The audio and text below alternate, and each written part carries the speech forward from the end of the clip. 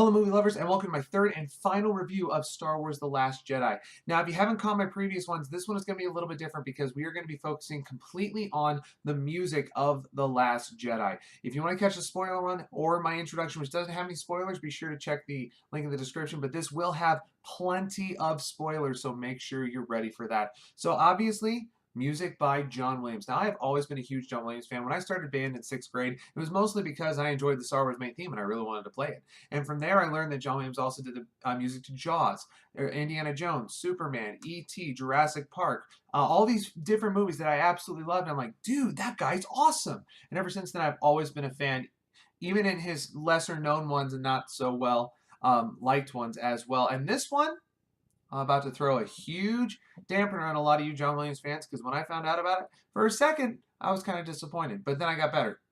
So if you're a huge fan, you don't want to hear this, you should turn this off right now. I would totally understand. But most of John Williams' stuff in here was not new. There was barely any new music. In fact, the only new music whatsoever was called the Fathiers when we were talking about those horse creatures, okay, from the Casino Planet.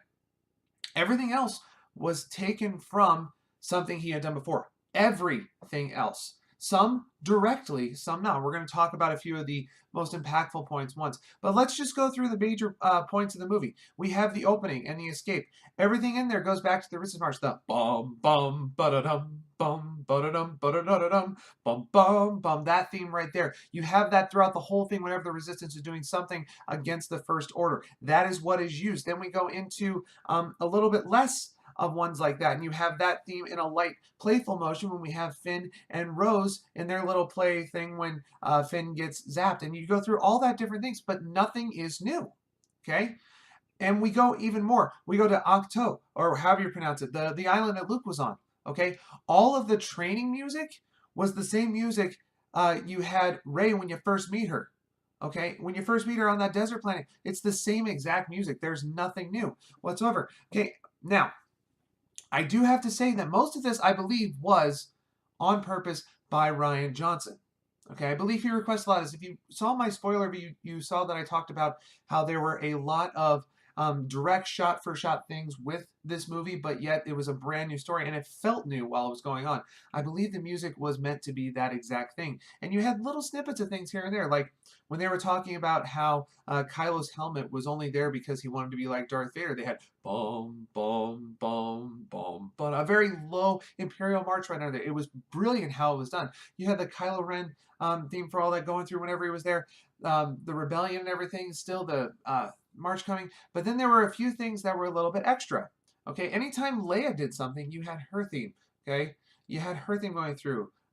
Then you had with Luke, a lot of things came through with that, and I want to talk about some specific ones that really stuck out to me. Okay, you had Yoda. First off, I talked about how he was a pup and went back to his original. You had Yoda's theme come in when he zapped the tree. Da, da, da, da, da.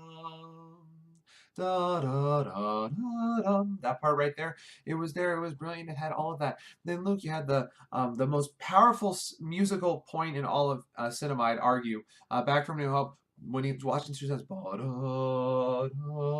the strings come in so beautiful, so everything, and that was captured so well. But there were a few things you may have missed. A few things you may have missed that actually coincide with the cinematography that was used and the music. When they're talking with Snoke, okay, Rey and Kylo are up there with Snoke. One of the things you may have noticed was the exact same music was used for that obviously derivative scene from Return of the Jedi that they used for Emperor Palpatine in Return of the Jedi at that time. Okay, you had the deep, low voices, the creepy sort of, I can't even really sing it. You have to listen. If you listen to it, you'll hear it.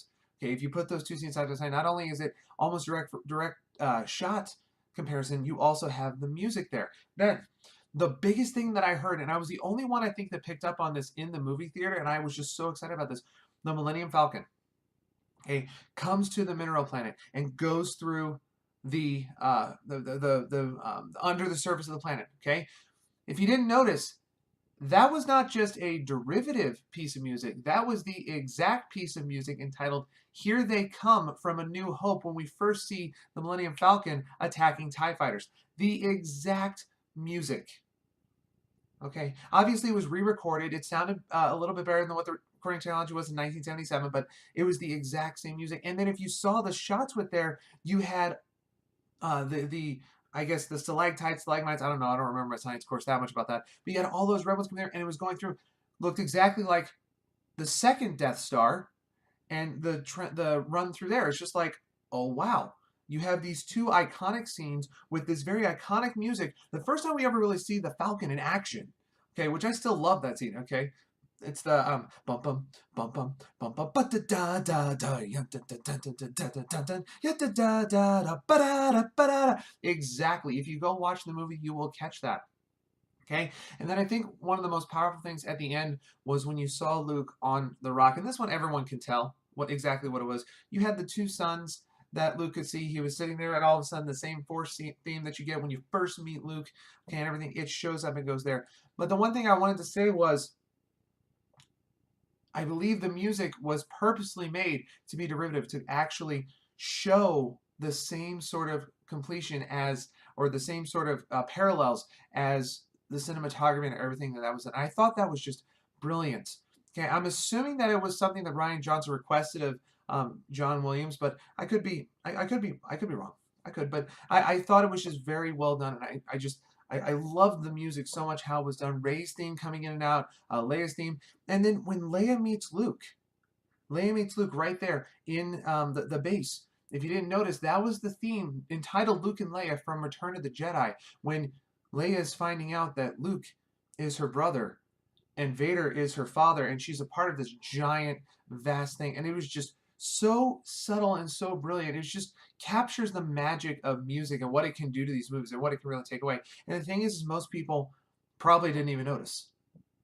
Okay, someone like me who's trained to hear something like that, I noticed this stuff like that, and I needed to have this review just to talk about that because I thought it was just so brilliant. Like I said, I love John Williams. He is fantastic at what he does from his humble beginnings to playing for Henry Mancini and so on and so forth. So what he's done now, still by far the best movie composer of all time, if nothing else, because he opened up the way for everybody else. So that's my review over the music of The Last Jedi. This is the last review I'm going to have of this. I know it's my third one, but this is something, like I said, I'm very passionate about, so I really wanted to talk about. So if you guys like these, be sure to leave a comment, like down below. Share this with your friends.